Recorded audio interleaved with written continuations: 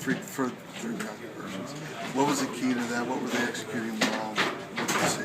Yeah, they give us a couple formations towards the beginning of the game that we kind of had to adjust to, and once we adjusted to that, in the second half they gave us some more, formations that we haven't seen as much on film. So it's kind of adjusting on the fly for the defense, and like you said, I think the biggest key to this game was the third down conversions. We just thought I got beat, and I don't know what their third down conversion was compared to ours, but I know we got beat. It was like 10 to 14 for them and 8 to 18 for all you.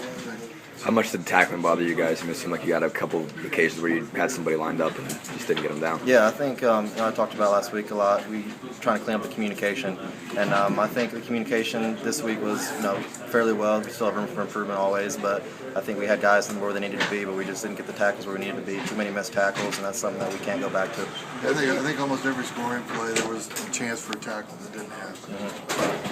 For them. Yeah, I think even Coach talked about before the game trying to eliminate the explosion plays. I think we gave up way too many explosion plays. I'm not sure exactly how many, but those are going to get you beat. And every time we had an explosion play, we scored. How important was that drive for them at the end of the first half, in which they marched down the field, left like 30 seconds left on the clock, and got a touchdown? I think it was a big momentum boost for them. We try to keep our spirits high. When we got a chance coming back the second half, we're going to start on defense, kind of set the tone for the second half. It's not something we succeeded with, so it's something that we got to continue to improve on. What do you think you have to do to improve the third down conversion rate? I just think we got to execute a lot better. I think the coaches did a good job putting us where we needed to be. We just got to execute as players and have a little more fight and a little more effort to us.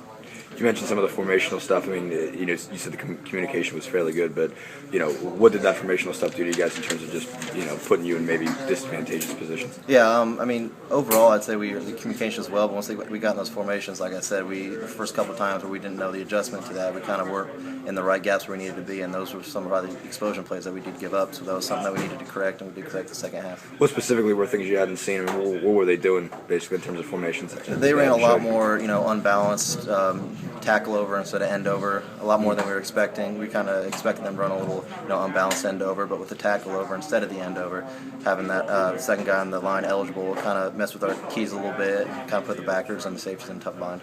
How long did it take you guys to adjust to that and figure out what they were doing?